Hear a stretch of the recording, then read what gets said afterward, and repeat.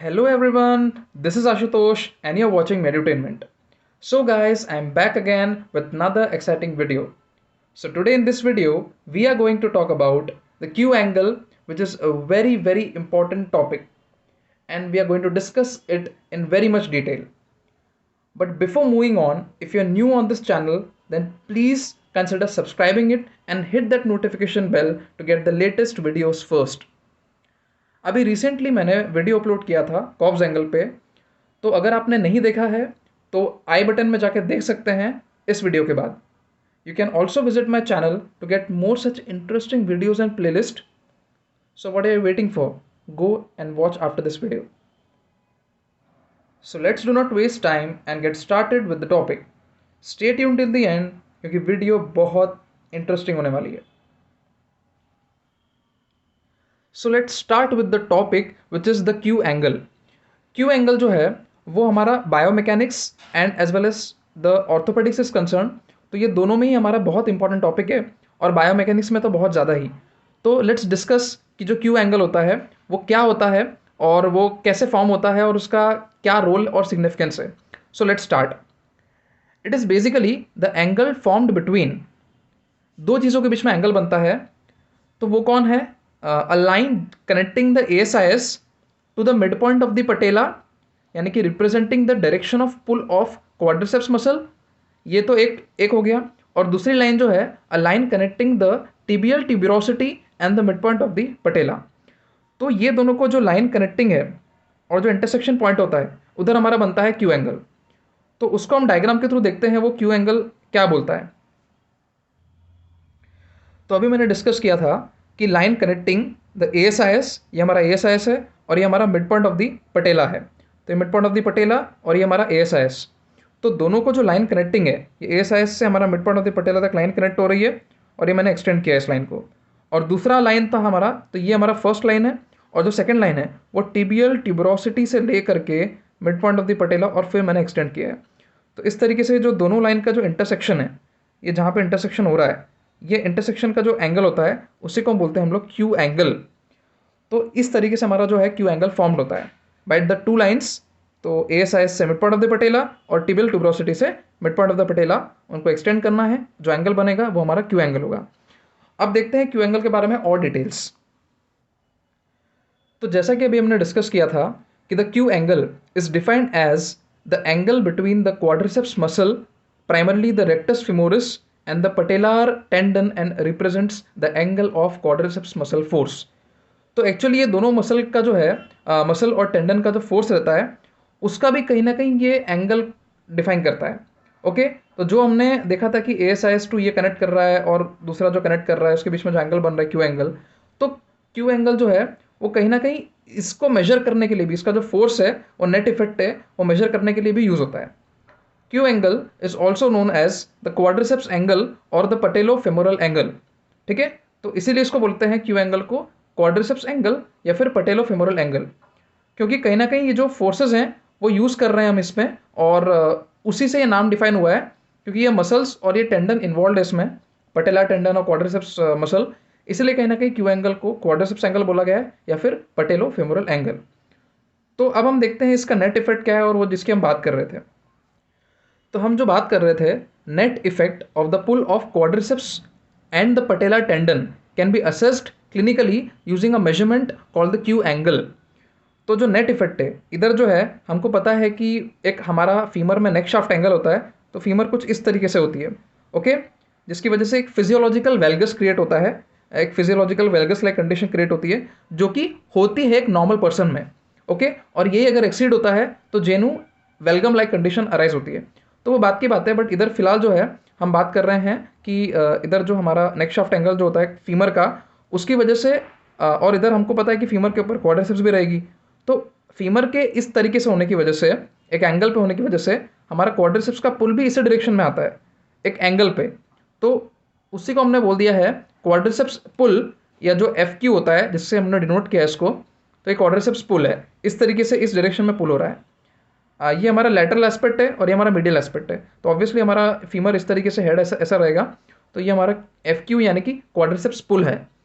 और इधर नीचे जो है हमारा पटेलार पुल आ रहा है हमको पता है पटेला टेंडन नीचे है, तो पटेला पुल इधर आ रहा है और इधर जो है slight lateral force due to the physiological valgus आता है, क्योंकि हमारा फोर्सेस ही कुछ इस तरीके से इधर और इस डायरेक्शन में है, तो नेट रिजल्टेंट कहीं ना कहीं इधर आने वाला है इस डायरेक्शन में, क्योंकि दोनों पुल इस तरीके से, तो हमको फोर्सेस के हिसाब से तो पता ही है क्या होता है नेट फोर्स फिजिक्स इसका।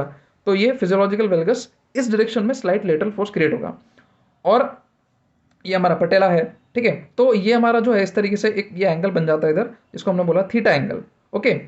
तो इस तरीके से क्यू एंगल हमारा जो है वो इतना इंपॉर्टेंस रखता है। तो ये हमने देखा नेट इफेक्ट उन दोनों का, क्वाड्रिसेप्स का और पटेला टेंडन का, कैसे क्यू एंगल का मेजरमेंट में हेल्प करता है क्यू एंगल इस तरीके से। तो ये हमारा ओवरऑल उसका नेट इफेक्ट है।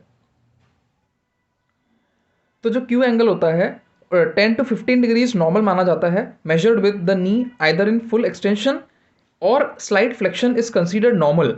तो यूजुअली हम एक्सटेंशन में उसको लेते हैं क्यू एंगल को और उस तरीके से मेजर करते हैं। तो ये हमारा नॉर्मल एंगल जो है 10 to 15 डिग्री के अराउंड आता है, and Q angle usually diminishes with the knee flexion. तो नी फ्लेक्शन के साथ जो है यूजुअली हमारा क्यू एंगल डिमिनिश हो जाता है, ओके। सो द क्योंकि हमारा वो वेलगस एक तरह से वो भी जब हम फ्लेक्शन करते हैं तो वो चला जाता है, तो क्यू एंगल भी डिमिनिश हो जाता है। So the normative values for both the genders are as follows. तो मेन और वुमेन के लिए अलग अलग वैल्यूज क्या आती है वो देखते हैं। एक जनरल वैल्यूज है, कोई फिक्स वैल्यू नहीं है, बट एक जनरल डेटा है जो ओवरऑल लिया गया है। इन women the Q angle should be less than 22 degrees with the knee in extension and less than 9 degree with the knee in 90 degree of flexion. तो मैंने अभी बोला था कि नी फ्लेक्शन के साथ क्यू एंगल डिमिनिश हो जाता है, तो दिख रहा है हमको कि 9 डिग्री से कम दिख रहा है। और हमने बोला था कि भाई एक्सटेंशन में जो है क्यू एंगल ज़्यादा मतलब थोड़ा एंगल ऑब्वियसली एक्सटेंडेड पोजीशन में क्यू एंगल ज़्यादा आता है, तो ये दिख रहा है हमको कि 22 डिग्री से कम रहना चाहिए, उससे एक्सीड नहीं होना चाहिए। और जो मैन में डेटा है वो ये बोलता है Q angle should be less than 18 degrees with the knee in extension while it should be less than 8 degrees with the knee in 90 degree of flexion. तो इस तरीके से जो एंगल्स हैं वो फ्लेक्शन में थोड़े से कम होते हैं एज कम्पेयर टू एक्सटेंशन, जो कि हम इधर यूजुअली ले रहे थे एक रेंज, नॉर्मल रेंज, तो वो फुल एक्सटेंशन में लिया था मैंने। अगर मैं फ्लेक्शन करते जाऊंगा तो मेरा क्यू एंगल कम होता जाएगा। मैंने बोला था Q angle usually diminishes with the knee in flexion. और यूजुअली एंगल्स जो है more than 20 degrees which are way farther are considered abnormal and basically we call it as structural malalignment. तो 20 degrees से बहुत ज़्यादा, 1 degree 2 degree नहीं, मतलब अगर कंसिडरेबल है जैसे 5 डिग्रीज या फिर बोल सकते हैं 10 डिग्रीज, है ना, इतना ज़्यादा डिफरेंस है, तब जाके वो एबनॉर्मल कहलाएगा। हमारा जो ये नॉर्मल एंगल्स से अगर कंपैरिजन में अगर बहुत ज़्यादा एंगल है, से फॉर एग्जांपल 27 है, 30 डिग्रीज है, 40 डिग्रीज है, तो उसको हम कंसिडर करेंगे एबनॉर्मल कंडीशन में। अगर 20 से 21 हुआ तो इसका मतलब इट इज़ नॉट एबनॉर्मल, ठीक है। तो वो हमको डिफाइन करना आना चाहिए, एक general data. So let's talk about कि अगर क्यू एंगल कम हुआ या ज़्यादा हुआ तो वो कौन सी कंडीशंस में दिखते हैं और कौन सी कंडीशन से एसोसिएटेड होते हैं। तो decreased Q angle is generally associated with chondromalacia patellae, patella alta, जैसे कि पटेला बाजा होता है वैसे ऑल्टा भी होता है, जहाँ पे हमारा यूजुअली पटेला रेज्ड हो जाता है, और फिर होता है हमारा पटेला इंस्टेबिलिटी। तो ये सारी कंडीशंस होती है जहाँ पे हमारा क्यू एंगल कम होता है। इसके अलावा एक और कंडीशन है जो कि होता है जेनुवेरम। जेनुवेरम में हमारा इस तरीके से जो ऑस्टियोआर्थराइटिस में दिखता है हमको, उसमें हमारा क्यू एंगल जो है वो कम होता है, क्यू एंगल डिक्रीज होता है। तो वो भी एक कंडीशन है जेनुवेरम, उसमें भी कम होता है। इसके अलावा increased Q angle is associated with, अगर क्यू एंगल बढ़ रहा है तो वो कौन सी कंडीशन में दिखेगा, पटेलो फेमोरल पेन सिंड्रोम, PFPS जो कंडीशन होती है उसमें तो बढ़ा हुआ दिखता है। इसके अलावा कॉन्ड्रोमलेशिया पटेले में कुछ हद तक दिख सकता है। इसके अलावा सबलक्सिंग पटेला, इंक्रीज्ड फेमोरल एंटीवर्जन, जेनु वेलगम, ओके। तो जेनु वेलगम जो है वो associated with increased Q angle. इसके अलावा lateral displacement of tibial tubercle और इंक्रीज्ड लेटरल टिबियल टॉर्शन, तो ये भी आ जाता है। तो ये सारी कंडीशंस है जहाँ पे हमको क्यू एंगल बढ़ा हुआ दिखेगा और ये सारी कंडीशंस में घटा हुआ दिखेगा। तो अब हम ये भी देखेंगे कि आगे जाके कि जेनुवेरम और वेलगम में कैसे वो क्यू एंगल अफेक्ट करता है और कैसे एंगल्स वो एबनॉर्मलिटी कॉज करता है क्यू एंगल की वजह से, तो वो भी हम देखेंगे। तो जो जेनु वेलगम होता है, जेनु वेलगम इज एसोसिएटेड विद मोर और इंक्रीज्ड ऑब्लिकिटी। तो ऑब्लिकिटी उसमें ऑब्वियसली इंक्रीज हो जाती है क्योंकि क्यू एंगल बढ़ रहा है, ओके। और जो दूसरा कंडीशन होता है जेनु वेरम, वो एसोसिएटेड होता है विथ लेस और डिक्रीज्ड ऑब्लिक्विटी, क्योंकि हमारा उसमें जो है वो एंगल कहीं ना कहीं कम होता है जेनु वेरम में, जो कि हमने अभी देखा था। Decreased Q angle in case of varum and in case of genu valgum the obliquity is increased. तो हम इसको डायग्राम के थ्रू भी समझेंगे कि कैसे वेलगम और वेरम जो है वो इंक्रीज्ड और डिक्रीज्ड ऑब्लिक्विटी से या क्यू एंगल से एसोसिएटेड है। तो ये हम इमेजेस देख सकते हैं कुछ। पहली जो है ये हमारा जेनु वेलगम है। तो ये वेलगम दिख रहा है हमको, ये काफ़ी ज़्यादा ऑब्लिक्विटी दिख रही है और ये हमको दिखा रहा है कि क्यू एंगल काफ़ी ज़्यादा एबनॉर्मल है। इसके अलावा सेकंड डायग्राम जो है वो ए साइज से लेकर के मिड पॉइंट ऑफ द पटेला और इधर से लेकर के फिर हमारा जो है टिबियल ट्यूबरोसिटी, तो ये भी बीच में बन रहा है, this is the Q angle. तो ये पूरा ये लाइन और ये लाइन, इन लाइन के बीच में एक एंगल क्रिएट हो रहा है, दैट इज टू से द क्यू एंगल। तो ये उसका क्यू एंगल का इमेज। तो हमारा जो है क्यू एंगल हमने देखा था कि फीमेल्स में ज़्यादा होता है थोड़ा सा as compare to the males, क्योंकि उनमें वाइडर पेल्विस होता है, फीमोरल एंटीवर्जन होता है। तो ये बहुत सारे रीजंस होते हैं। ये पोस्टुलेशन हमने देखा था, why females are having slightly more Q angle as compare to males. ठीक है, तो इधर दिख भी रहा है, इधर काफ़ी ज़्यादा एरिया दिख रहा है और मेल्स में थोड़ा सा कम एंगल दिख रहा है। तो ये ज़्यादा एंगल होना मतलब एबनॉर्मलिटी नहीं है फीमेल्स में, वो कुछ रीजंस की वजह से ऐसा होता है। तो ये हमको जस्टिफाई हो रहा है इधर फीमेल्स और मेल्स में। इसके अलावा इधर जो दिख रहा है ये पेशेंट सुपाइन लाइन में है और इस तरीके से गोनियोमीटर से हम लोग जो है ये थेरेपिस्ट जो है उसको ले रहा है एंगल, और ये हमको दिख रहा है गोनियोमीटर से एंगल लेते हुए। ओके, सुपाइन लाइन है, क्वाड्रिसेप्स रिलैक्स्ड है, हिप न्यूट्रल है, एंकल न्यूट्रल है। इस तरीके से हम लोग मेजरमेंट लेते हैं जो हम ऑलरेडी देख चुके हैं। तो अभी हम बात कर रहे थे कि क्यू एंगल किस तरीके से मेजर होता है और क्यू एंगल की वजह से क्या क्या, अगर वो इंक्रीज होता है या बहुत डिक्रीज होता है तो क्या एबनॉर्मलिटीज हमको देखने को मिल सकती है। उसमें दो बहुत इंपॉर्टेंट कंडीशंस थी, जेनु वेरम और जेनु वेलगम। वो किसी और वीडियो में हम डिस्कस करेंगे डिटेल में, और उधर हम क्यू एंगल का और ज़्यादा डिटेल में कोरिलेशन दिखाएंगे। अभी के लिए फ़िलहाल इतना ही हमने रिलेशन दिखाया है कि क्यू एंगल उधर कैसे इंपॉर्टेंट है इंक्रीज या डिक्रीज कंडीशन में, वो भी एबनॉर्मल तरीके से। तो अब हम आगे देखते हैं कि क्यू एंगल को किस तरीके से मेजर किया जाता है। Q angle can be measured in supine और स्टैंडिंग पोजिशन। तो हम दोनों पोजिशन में ले सकते हैं, पर usually prefer with supine position. The angle is obtained by first ensuring that the lower limbs are at a right angle to the line joining the two ASIS with the patient, usually in supine. Standing may also be used, पर generally supine position हम prefer करते हैं। Legs हमारे बिल्कुल straight होने चाहिए और quadriceps relaxed होनी चाहिए, तब जाके हम जो है क्यू एंगल ले पाएंगे। With the help of goniometer से ले सकते हैं, क्योंकि हमको एंगल चेक करना है। ओके, इसके अलावा जो है the foot should be placed in a neutral position in regard to supination and pronation, okay, and the hip neutral position में in regard to medial and lateral rotation, because it has been found that different foot and hip positions alter the Q angle. Definitely अगर हम hip और ankle की position बदल लेंगे तो हमारा Q angle बदल सकता है, तो वो ऑल्टर ना हो जाए, इसलिए हमको उनको न्यूट्रल रखना है ताकि हमारा क्यू एंगल सही रीडिंग आए और हमको सही मेजरमेंट मिले। ओके, इसके अलावा जो है वो हमारा स्टैंडिंग पोजीशन में ले सकते हैं, जो कि वेट बेयरिंग पोजीशन होती है, तो उसमें भी क्यू एंगल आ सकता है, बट हमको अकॉर्डिंग टू द पेशेंट चलना पड़ेगा कि पेशेंट का रिक्वायरमेंट क्या है। तो इस तरीके से हम लोग जो है मेजरमेंट कर सकते हैं। और जो है अगला पॉइंट जो है, it has also been suggested that an abnormal Q angle may also influence neuromuscular responses and quadriceps reflex response time. Definitely अगर क्यू एंगल एबनॉर्मल होगा तो जो न्यूरोमस्कुलर रिस्पॉन्स है, जो रिफ्लेक्स आर्क है, या फिर जो मसल कॉन्ट्रैक्शन जो होता है वो बहुत इम्पेयर्ड हो जाएगा, वो कहीं ना कहीं स्ट्रॉन्ग या इतना इफेक्टिव नहीं होगा। While the patient is in a sitting position, the presence of the bayonet sign, bayonet मतलब एक स्टिक लाइक साइन होता है, इस तरीके से 1 2 3 एक जिगजैग साइन जैसा, एक स्टिक जैसा साइन होता है, तो वो बेयोनेट साइन है। हम इसको इमेज में भी देखेंगे अभी थोड़ी देर में। While the patient is in a sitting position, the presence of bayonet sign which indicates an abnormal alignment of the quadriceps, patella tendon और tibial shift should be noted। तो इनका शिफ्ट जो है वो भी हमको इधर देखने को मिल सकता है, तो उसकी वजह से भी बहुत इम्पेयरमेंट आ सकता है। ओके, तो बेयोनेट साइन और सेटिंग पोजिशन में भी इन सब चीज़ों का एबनॉर्मल माल अलाइनमेंट दिखेगा, तो डेफिनेटली क्यू एंगल डिस्टर्ब होगा।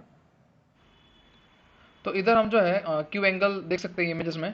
तो क्यू एंगल हमारा जो है मैंने कंपैरिजन करवाया था, हमने देखा था नॉर्मल में जो है ऑलमोस्ट 10 to 15 डिग्रीज के क्लोज होता है, और नॉक नीज जो है जेनु वेलगम तो मैंने बोला था उसमें एंगल बढ़ जाता है, तो जेनु वेलगम में हमारा दिख रहा है ये नॉक नीज हो रहा है, तो ये एंगल बढ़ा हुआ दिख रहा है, मोर देन 20, मतलब 25 30 इस तरीके से एंगल दिखता है तो नॉक नीज होता है, ठीक है, जेनु वेलगम, तो उसमें एंगल बढ़ा हुआ है। और बो लेग्स मतलब क्या, जेनु वेरम, तो वेरम जो ऑस्टियोआर्थराइटिस में दिखता है, तो वैसी कंडीशंस में हमको दिख रहा है 10 डिग्री से कम, यानी कि बहुत कम है, यानी कि क्यू एंगल उनमें कम है, ठीक है। तो ये जेनु वेलगम यानी कि बोलेक्स, तो इसमें एंगल कम दिख रहा है, तो ये ऑलरेडी हम डिस्कस कर चुके हैं, तो ये हमको जस्टिफाई हो रहा है इधर, ओके। इधर भी हमको दिख रहा है इस इमेज में नीचे वाली, इसमें हमको ये नॉर्मल कंडीशन ये है, ये हमारा जेनु जेनु हमारा वेलगम है और ये जेनु वेरम है, ओके, ये नॉर्मल है। इसके अलावा क्यू एंगल इधर भी दिख रहा है हमको, ओके, ये क्वाड्रिसेप्स पुल, ये पटेला टेंडन और इनके बीच में एंगल है क्वाड्रिसेप्स एंगल या क्यू एंगल जिसको बोलते हैं हम लोग, ओके। और इसके अलावा ये हमने बोला था bayonet sign, very important sign, जो बेयोनेट स्टिक होती है एक्चुअली, 1 2 3 एक जिगजैग फॉर्म में हमको एक बेयोनेट साइन दिखता है, ओके, क्योंकि हमारा टिबिया, पटेला टेंडन और क्वाड्रिसेप्स की जो पोजीशन है वो काफ़ी हद तक चेंज हो जाती है, जिस वजह से हमको ये बेयोनेट साइन दिख सकता है, और वो हमको बेयोनेट साइन दिखता है इस तरीके से, ठीक है। तो इट इज़ नॉट नेसेसरी कि दिखेगा, बट हो सकता है एसोसिएटेड हो क्यू एंगल के साथ ये बेयोनेट साइन, तो हो सकता है क्यू एंगल देखने जाए तब हमको बेयोनेट साइन दिख जाए, ठीक है, तो ये पॉसिबल है। तो ये हमको दिख रहा है 1 2 3, ये बेयोनेट स्टिक है, इस फॉर्म में हमको यही 1 2 3 ये अलाइनमेंट जो है इसी तरीके का होता है, और ये बेयोनेट साइन है जो कि हमको क्यू एंगल मेजर करते वक्त देखना है। इसके अलावा हमको दिख रहा है एक्सरेज में, कुछ एक्सरेज है, जेनु हमको वेलगम दिख रहा है और इधर वेरम दिख रहा है, ओके, बो लेग्स, और इधर हमारा नॉक नीज और इधर हमारा बो लेग्स, यानी कि हमारा जेनु वेरम, ठीक है। तो ये सारी कंडीशंस है, क्यू एंगल इस तरीके से दिखते हैं, ये बेयोनेट है और ये सारे कंडीशंस है अलग अलग, और इसको और डिटेल में डिस्कस करेंगे हम जेनु वेलगम और वेरम को, ओके। तो ये क्यू एंगल के बारे में इतनी सारी डिटेल्स रही। तो ये हमको सारी अलग अलग कंडीशंस दिख रही है, जेनु वेलगम और वेरम, और ये ऐसा ना, मतलब ये हमको वेलगम दिख रहा है, तो ऐसे बहुत सारी हमको कंडीशंस इधर दिखती हुई, ओके। और ये वेरम है, ठीक है, ये जनरली जेनु वेलगम की कंडीशंस होती है, और ये हमको वेरम दिख रहा है इधर क्लियरली, ओके, बोलेक्स, और इधर हमको नॉक नीज दिख रहा था, ठीक है, नॉक नीज। और इसके अलावा इधर तो इधर हमारा क्यू एंगल बढ़ा हुआ रहेगा और वेरम वाली कंडीशन में कम रहेगा, क्यू एंगल डिक्रीज रहेगा, ओके। इसके अलावा हम जो है सुपाइन पोजीशन में जब लेते हैं गोनियोमीटर से हम लोग जो लेते हैं एंगल क्यू एंगल, तो इस तरीके से मेजर करते हैं, ओके। तो ये हम ऑलरेडी देख चुके हैं। इसके अलावा नॉर्मल में इस तरीके से होता है क्यू एंगल, है ना, नॉर्मल है इसलिए पूरा बायोमैकेनिक्स अलाइंड है, डिस्टर्ब नहीं है, पर अगर वो क्यू एंगल अगर जेनु वेरम है तो हमारा क्यू एंगल कम हो जाता है, तो बायोमैकेनिक्स पूरी डिस्टर्ब हो जाती है, बोलेक्स हो जाते हैं, ये सब चीज़ें। इसके अलावा जेनु वेलगम जो है वो हमको क्यू एंगल इधर बढ़ा हुआ दिखता है, तो उसकी वजह से भी काफ़ी चीज़ें अफेक्ट होती है, और हमारा पूरा बायोमैकेनिक्स तो अल्टर होता ही है, उसकी वजह से मस्कुलोस्केलेटल, लो बैक पेन और ऐसी बहुत सारी कंडीशंस एसोसिएटेड होती है। तो ये हमारा जो है नॉर्मल एंड जेनु वेरम और वेलगम वाली कंडीशन तो कैसे एसोसिएटेड है, और बाकी सारा क्यू एंगल हमने देख ही लिया है, क्लिनिकल उसका पिक्चर, उसका रेडियोग्राफ्स, और कैसे होता है, क्या होता है, उसका एंगल कहाँ पे मेजर करते हैं, तो तमाम चीज़ें हमने देख ली है, okay. So if the measurement if measured with the patient is in sitting position, the Q angle should be almost zero degree होता है। अगर हमने सिटिंग पोजीशन में क्यू एंगल ले रहे हैं पेशेंट का तो वो 0 डिग्री होता है, कहीं ना कहीं क्यू एंगल रिड्यूस हो जाता है तो वो क्लोज टू 0 आ जाता है। And there is a postulation regarding Q angle कि वुमेन जो है उसमें ज़्यादा दिखता है Q angle as compare to man. ऐसा क्यों है? ऐसा ये माना जाता है because the reasons are the favourable reasons are increased femoral anteversion, presence of wider pelvis and relative knee valgus angle। तो डेफिनेटली नी वेलगस एंगल अगर जो है इंक्रीज रहेगा, पेल्विस उनका वाइडर रहता है, तो वाइडर पेल्विस की वजह से भी हमारा क्यू एंगल बढ़ेगा, है ना। जो वेलगस की जो टेंडेंसी है वो उनमें वुमेन में कहीं ना कहीं इंक्रीज होगी, मतलब नॉर्मल जो टेंडेंसी होती है वो, और फीमोरल एंटीवर्जन भी इंक्रीज होगा, ओके। तो इन सब कारणों की वजह से हमारा जो है वो क्यू एंगल वुमेन में स्लाइटली ज़्यादा दिखता है एज कम्पेयर टू मैन, जो कि हमने प्रीवियस कंपैरिजन में भी देखा था। उनके जो एंगल्स कंपैरिजन थे उसमें भी हमने देखा था कि दोनों में डिफरेंस किस तरीके से अराइज हो रहा है। वुमेन में स्लाइटली ज़्यादा था as compare to man, but almost same ही रहता है, but slightly women have this increased Q angle because of this following reasons. तो ये पॉस्टुलेशन है, ऐसा माना जाता है इन कारणों की वजह से हो सकता है क्यू एंगल ज़्यादा हो, but normative values almost same रहती है। और अगर उससे बहुत ज़्यादा एक्सीड करता है ना, +10 +6 +7 ऐसा इतना ज़्यादा एंगल अगर इंक्रीज हो रहा है तो definitely it is an abnormality. तो ये हमारा पूरा था क्यू एंगल के बारे में। तो ये थी सारी डिटेल्स, क्यू एंगल क्या होता है, क्यू एंगल किस तरीके से मेजर करते हैं, और क्यू एंगल का एबनॉर्मल नॉर्मल होना क्या क्या होता है, उसके नॉर्मल वैल्यूज़ क्या होती है, और क्यू एंगल कब इंक्रीज होता है, कब डिक्रीज होता है। इसके अलावा क्यू एंगल जो है वो हम लोग कहाँ यूज़ करते हैं, वो बायोमैकेनिक्स में कितना इंपॉर्टेंट रोल प्ले करता है, और ऑर्थोपेडिक्स में भी करता है, बिकॉज इतने सारे हमको एंगल्स देखने हैं और पेशेंट का पोस्चर और सब इस पर डिपेंड कर सकता है। क्यू एंगल डिस्टर्ब होने की वजह से काफ़ी चीज़ें हो सकती है, जैसे मस्कुलोस्केलेटल पेन है, लो बैक पेन है, तो ऐसे एसोसिएटेड प्रॉब्लम्स काफ़ी ज़्यादा दिख सकती है। तो पूरा बायोमैकेनिक्स ऑल्टर हो सकता है खाली क्यू एंगल की वजह से। तो हमने वो देखा, और क्यू एंगल किस तरीके से मेजर करते हैं वो भी देखा कि सुपाइन में, स्टैंडिंग में ऐसे, और वुमेन में क्यों ज़्यादा होता है क्यू एंगल मैन मैन के कंपैरिजन में। तो ऐसे बहुत सारी चीज़ें हमने डिटेल में देखी क्यू एंगल के बारे में।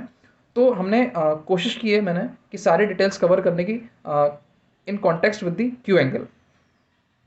I hope you're cleared with all your queries regarding the Q angle, and if it is so, then please give it a big thumbs up and share with your friends and family. अगर आपने अभी तक मेरे channel को subscribe नहीं किया है तो please smash that red button and subscribe to my channel. You can also follow me on various social media handles. Upcoming videos के लिए टॉपिक सजेशंस हो तो कमेंट्स में प्लीज़ ज़रूर बताना। I will try to make videos on that. That's it for today guys, मिलते हैं फिर ऐसे ही किसी इंटरेस्टिंग वीडियोस के साथ।